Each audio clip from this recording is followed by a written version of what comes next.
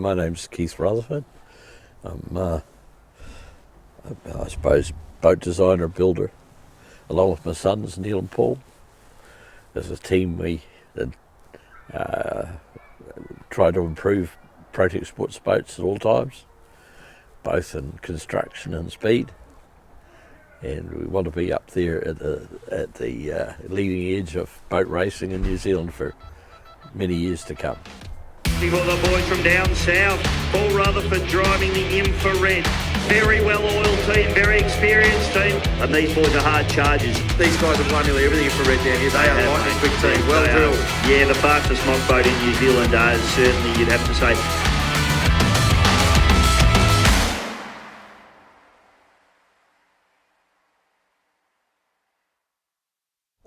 So what got you interested in boat making, or how did it all start?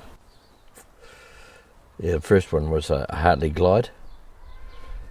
And at that time my father-in-law had bought one with an outboard on it. And thought, oh well, it's something the family might want to do water skiing and boating. So that's when I decided to build a Hartley Glide. And I'd probably be about 28 or 30, I guess. Somewhere around about that age. It had a Willys Jeep engine and going through a V-drive box out the back, so it was a bit unusual in that respect. And then the family used to use it. And then there was a big stretch of time when the pollution down the Taira River was such that we just left the boat in the shed. And then later on we decided to use it, so we went up to Aviemore and Benmore and did boating up there for quite a few Christmases. And then for a long period of time then it sort of sat in the shed until Neil and Paul come along, decided we're going to get this boat going. They were a bit disappointed because we'd gone from a Willys Jeep engine to a Ford Transit V4. It wasn't as good as it could be, so Neil and Julie were over in Australia at the time, and Paul decided we're going to get rid of that inboard engine and we're going to buy an outboard.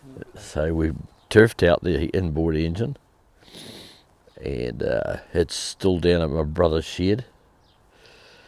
And we went down to see Inderland Marine, and they had a 70 horse Evinrude there for sale.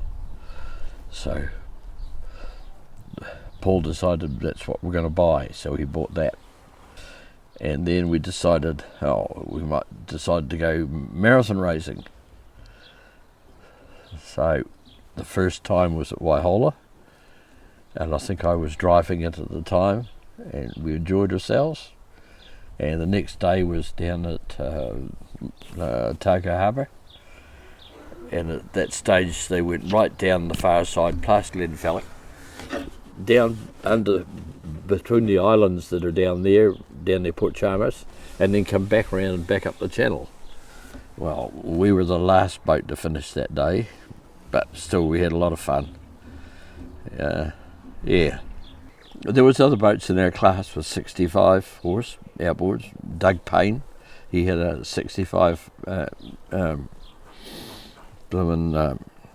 outboard, Mercury, on a Savage hull. And the flag dropped by Doug. Never mind. It was a learning curve. So with this boat we're not going to get anywhere. Paul decided that it would be a great idea to buy a brand new engine, so he went and bought a 90 horse Mercury, brand new one, and we played around with it for a while. So we only did just a few races. We didn't do every one. Paul also raced with Deborah, and he had to get dispensation because he was under 16 to race. Then later on, Neil came on the scene and I stepped away from crewing in the boat. Get Neil and Paul do it. So what about the time when you said you used to drive and then at one point Paul drove? Oh, yeah, probably because he owned the engine. So I couldn't really say stuff off, Paul. I'm only going to drive as my boat. You can drive around in the engine if you want. It's not going to go very well. No, we worked as a team. Neil and Paul have been involved with boat racing just about from day one, and that was the good thing about it, is it was something my sons were interested in and I was interested in, and we would go away and do things together. Now that's something I never did with my father. I'd love to be able to do something like that with him, but no, that would never to be. But that's something I wanted to do with Neil and Paul, and so that's what we did. Yeah. So I decided I was going to sell that boat. So I got a 65 horse Mercury outboard and put that on it, and so away it went. That was the end of it, and I think it ended up in Picton. That's the last time I heard of it. So boat was called Deborah.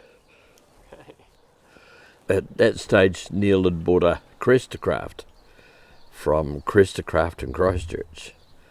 So then we had to figure out what we're going to put on this what we're going to make for this outboard.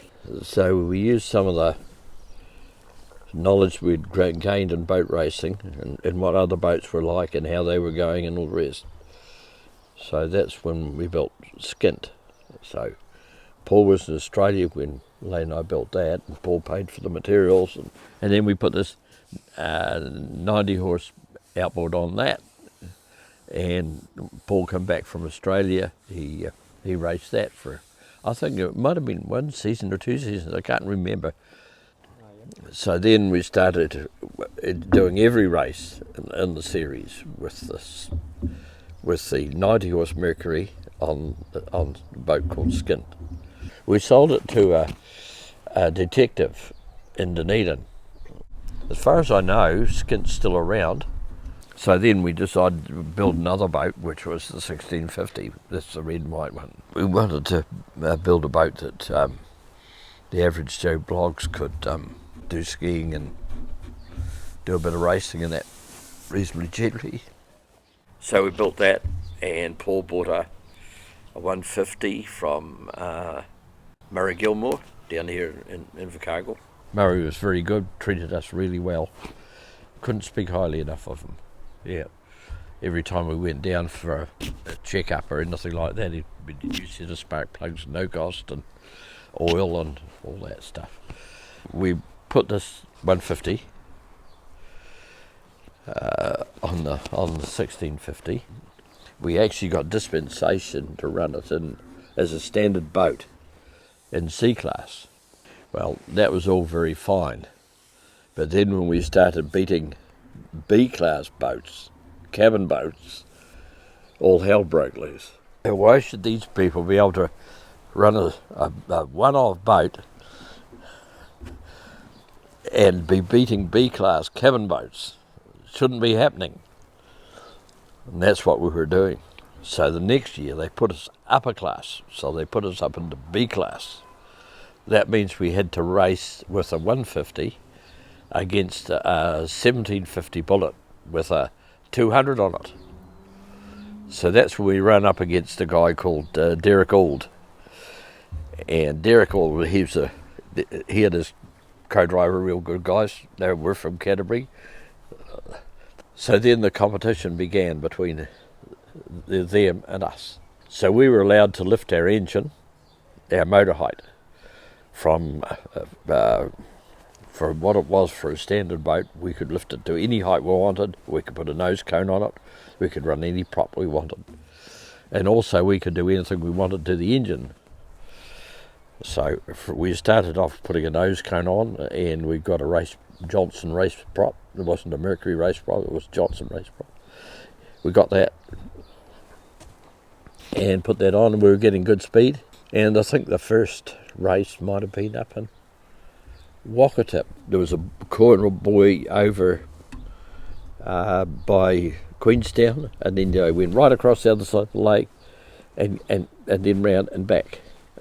The finish line was over in Calvin Heights. So going out of the arm, Derek Auld with a 1750 bullet was ahead of the boys, and I thought, oh well, they're going to be second today. No, come round into the arm, and the boys were bloody beat. Well, they passed them and won the race. Yeah, that boat went really well, really. I don't know what its potential will be. I don't know whether I ever get round to repairing it and getting it going again or not. I don't know. Just have to see how it feels during the winter time.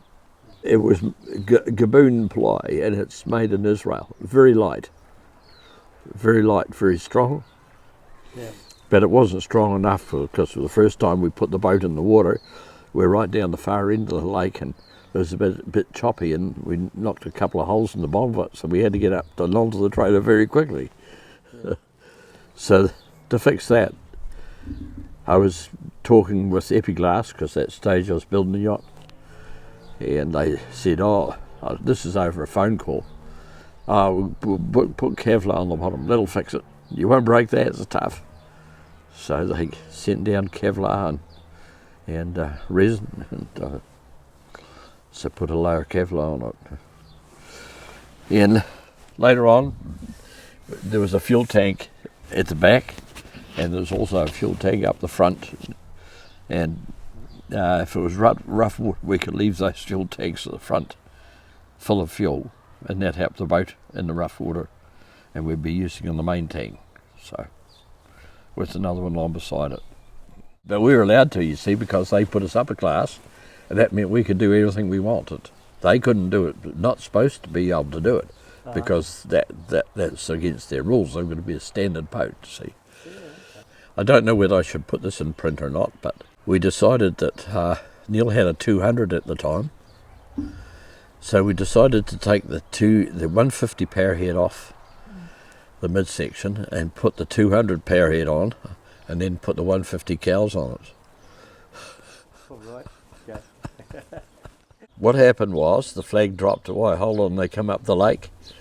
Okay, and then they round the turn buoys away across to Gervins over the other side, not Gervins, over the other side of the lake where the native bush and stuff is, and going along there, Paul was starting to pass the A-class boats until Neil tapped him on the knee and said, slow down a bit. Paul still had the 150. And I don't know why we decided to sell the 1650. Be a bigger boat, go up into A-class. You can do what you want to do, and you can go as fast as you want to go. Yeah, so that's when we had to make up my boat. And why I decided to go down that road was, there was a bloke called Ivan Ingham, and he had a boat, a factory up in Christchurch making reflex boats. And there was one day he chucked off about plywood boats. So that's my set, I'll bloody fix you. So that's when I made my boat. And that was all high-tech stuff.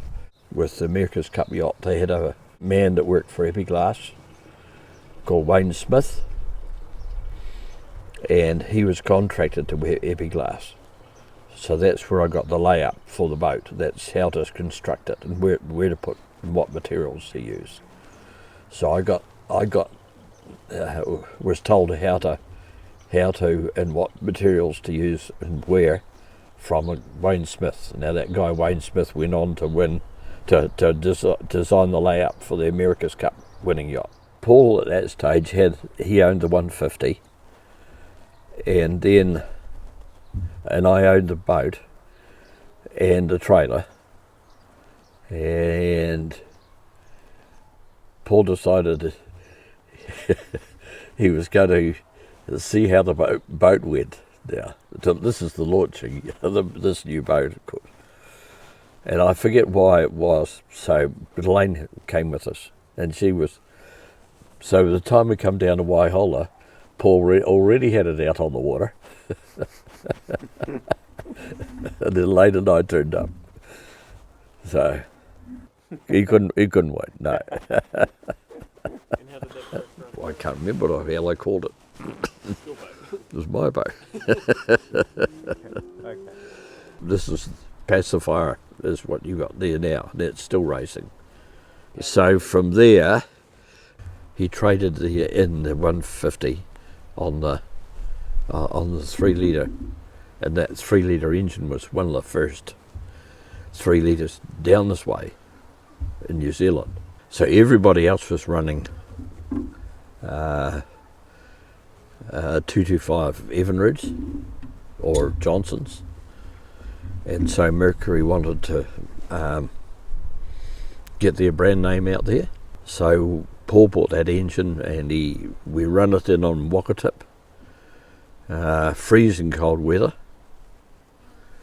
There must have been a race the next weekend at Dunstan, and the boys must have been building houses up there at that time. So they were racing it actually in B class as a standard motor in B class and the boat, because we did get dispensation for that boat. Mercury must have come to us and said, we're going to give you a whole lot of hot up pits to race. So they had a full scat page of different bits and pieces we wanted to do. Things like there wasn't enough air going into the cows, it had to be altered. There wasn't enough water going down to cool the lower unit. If you can picture a full scat page, and it was a whole lot of modifications. So when Paul bought the engine, it was had a 2 butterfly manifold on it. So Mercury came across with a 4 butterfly manifold, and Steve Pope had these heads. Now he must have had a skinful that night, and we're trying to get Steve Pope to get him out of bed to get these heads on before the race started. Uh-huh. So anyway, different knockings on his doors and things like that, he duly turned up. And off come the old heads, and on went the new heads. And yeah, I made a cock up too. You double oil the engine, and I put the oil in last, and so the engine actually had a guts full of oil. So it started up and then didn't want to start, so we had to get some fresh fuel through to the injection pump to get the engine going. So the boys started back with the C-class boats. So the race had already started until they got going. Yeah. And you could see after a few laps, Paul would be going down the back straight, and he'd be just bloody hauling them in. Yeah. So there was probably about 6 monohulls from the North Island, and probably about 6 tunnels from the North Island, because they're trying to get a inter-island race series going, plus all the ones that we knew of in the South Island. So it ended up at the end of the race, there was a boat called Sleepyhead. That was a great big offshore boat. Yeah. And Gavin Childs had a boat that he made, a tunnel, and then Neil and Paul, they were third. They come right from the back. Yeah. The original deck, we weren't happy with the shape of the deck, so we made a mould and then put a new deck on it, and that's the deck that's on Pacifier now, and it's the same as what's on Infra Red, the deck shape. So then we decided, oh no, we're going to make some moulds. So that's when we had to make a plug first. That means it's just a dummy boat made out of custom wood. And it's in some farmer's shed up the back road of Milton. Neil knows where it is. And then from there you you wax all that up and then you take a mould off it. And that's what you see that's in the shed at home. So then we come up with the boat we've got now, Infra Red shape. We altered it a wee bit on the bottom. We increased the V a wee bit on the bottom of it, make it a wee bit softer riding. But the way the plank is put on the bottom, it's added to the V. I don't know how this will go down. If you've got the V of a boat, goes down here and then back across like that. What we've done is gone down to that point there, then got out that way and then up and like that. So that means the whole boat, when it's going, that plank is so much higher out of water. So that reduces your wetted area, which means you're going to go faster.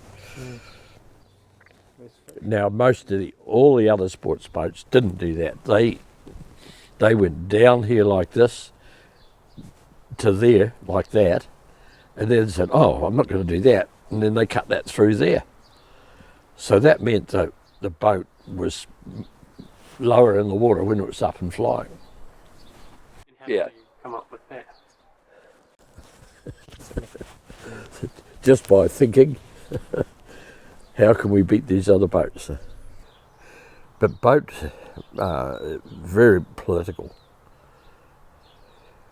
just unreal sometimes. Oh, it's like you own a Ford and the other guy owns a Holden. The Holden's always better than the Ford, or the Ford's always better than the Holden, you know. Same sort of scenario. Yeah. So you just got to prove that the boat you've got is better. Goes faster and they can't beat you. No matter how hard they try and how much money they throw at it. It's got to be pretty satisfying. It is. We're as good as they are, if not better. This first lot in the open category, the next crew away, we love these blokes. They come from the far south. The boat is Infra Red. And when, like a lot of Aussies tuning in, watching this live stream, we talk about towing 10 hours, 12 hours, going to Queensland, going to Adelaide. These guys, it's an 18-hour one-way trip by the time you add the ferry in the middle. Yep. It's a massive commitment, and they love this event. Yeah, they do it every year. They built the hull themselves. It's their own design and own built boat, and it's also their own engine, short trunk, Mercury on it. So how many boats have you got? So you mentioned the pink one, your boat, Project. 10. I built 10 boats. And is Infra Red the Yeah. best of those ones, would you say? Well, it's the most successful. Only because we know now what to do with the engines. No, you learn. And you talk to a lot of people. A lot of times, sometimes some of the mechanics are just talking bullshit. Because a lot of them are just fishermen mechanics. You know, a bloke comes with his boat and he goes fishing and he just wants the water pump done and change the spark plugs and make sure the compressions are good and it starts all right and runs good and it's going to be reliable. That's all he's worried about. Whereas the sports boat guy comes in, he wants that done, and then how can I make this go faster? See, so, and he's spending thousands of dollars on propellers, whereas the old fisherman went all right last year, so it'll be all right this year. Yeah. There's always things in the engine modifications. So where they're at now, where the boys are at now, they're opening up the cubic inches of the engine. So I'm just not, it's normally 3 litre. Now I'm not sure with I think it's 30 thou oversized pistons. What that brings it up to, it might be 3.1 litre. So that means it's got a bit more grunt. And it's had, 2 new sleeves that put it into it. It's been rebored. It's had the block decked, as they call it, machined off smooth, so everything's all flat, nice and flat and smooth. So they're waiting on these pistons from America, and they've all got to be the one weight. Well, that's what the boys are trying to get now. So they're not so many grams heavier than the next one beside it, because there's only so much you can do to get them all exactly the same weight. All the con rods have been all done the same weight, and with the gudgeon pins as well, they're all the same weight. So now we want to get the pistons all the same weight, so the engine's all more of in balance, less vibration. The biggest thing is propellers. You know, if you buy two propellers, say 30-inch props, one will be 3 more fast than the other one, and they look identical. Any idea why?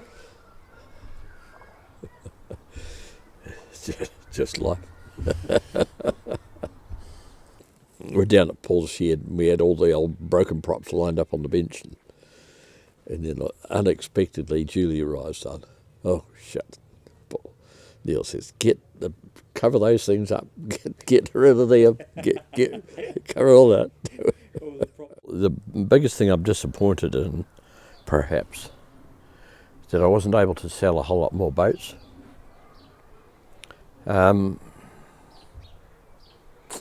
Mainly because we didn't have the opportunity. It was just the time factor. Time catches up with you. I decided that I wasn't going to build anymore because it's pretty hard in your health. What was the biggest achievement?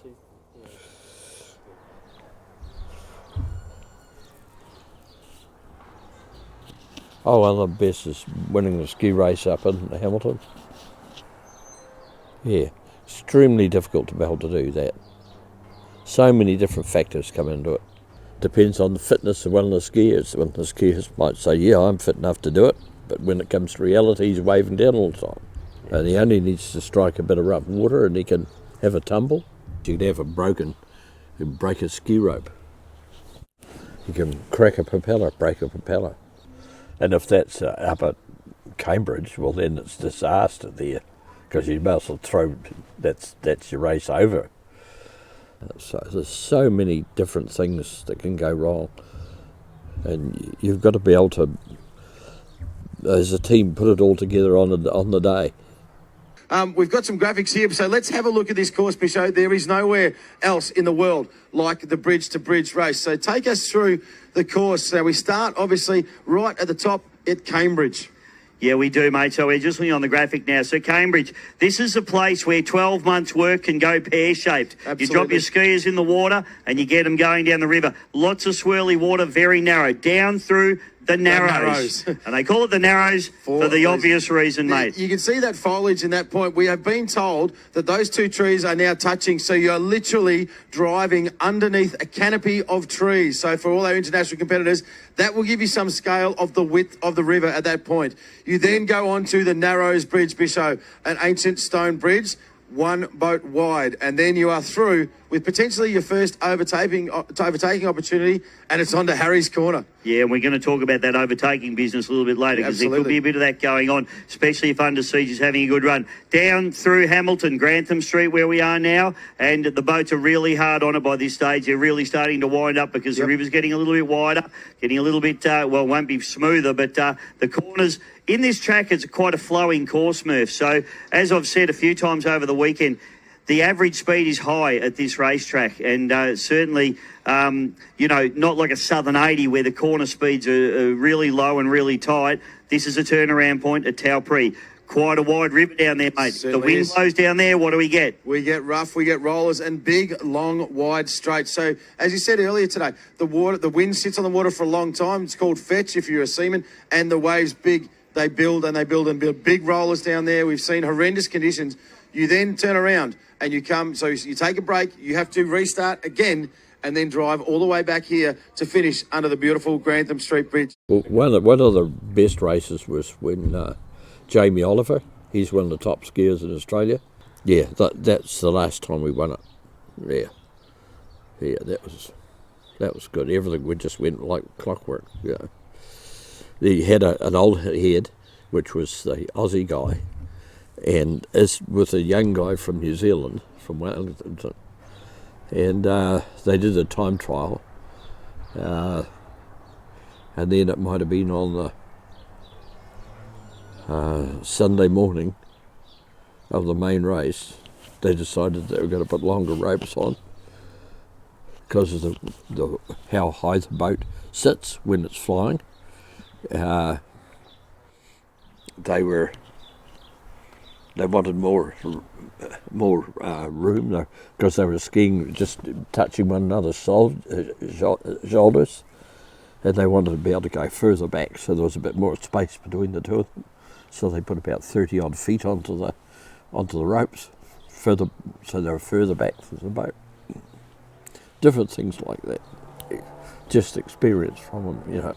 And I think the young guy Taylor, he was going to ski with this guy called Jamie Oliver. You know, he's right up there like with God, you know.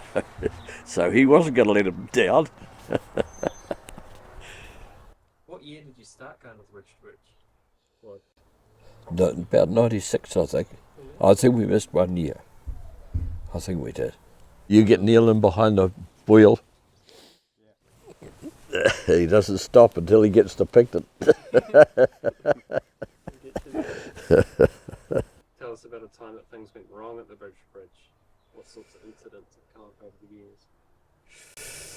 years? Well, what happened was that the starter said that if there was any false starts where a skier couldn't get up, he would hold the race until the way was clear for the next boat to come up. Now, I'm not sure whether it was, I don't think it was one of our skiers, I can't be sure of that, or another skier. I can't remember. But they let the next boat go when they shouldn't, and the rope was picked up, and come over the bow of Infra Red, up over the top of the screen, and Paul had to bloody near took his head off. Yeah. When the skiers don't start. Yeah, that's one of the most frustrating things. You do all this preparation. No skier does that intentionally, of course. You know, sometimes it's nerves. The matter of to be able to drop the skiers in the right spot in the river. Yeah, well, Paul's got all that down to a really fine art. And Colin Horsnell, he's been doing the observing, so he's pretty good at keeping an eye on overall what's happening. Life's a challenge, isn't it? Somebody says you can't do something, well, you'd like to say, well, I'll prove you wrong. Yeah. Have you felt like it's been a bit like that? People have told you you can't do it, and you've had to prove it? Yeah, probably probably felt like sometimes. But Paul and Neil feel like that as well. Yeah. So they're as competitive as hell. No, that's good. Yeah. No, enjoyed every race, every time with them. It was good. Yeah. Do it all again.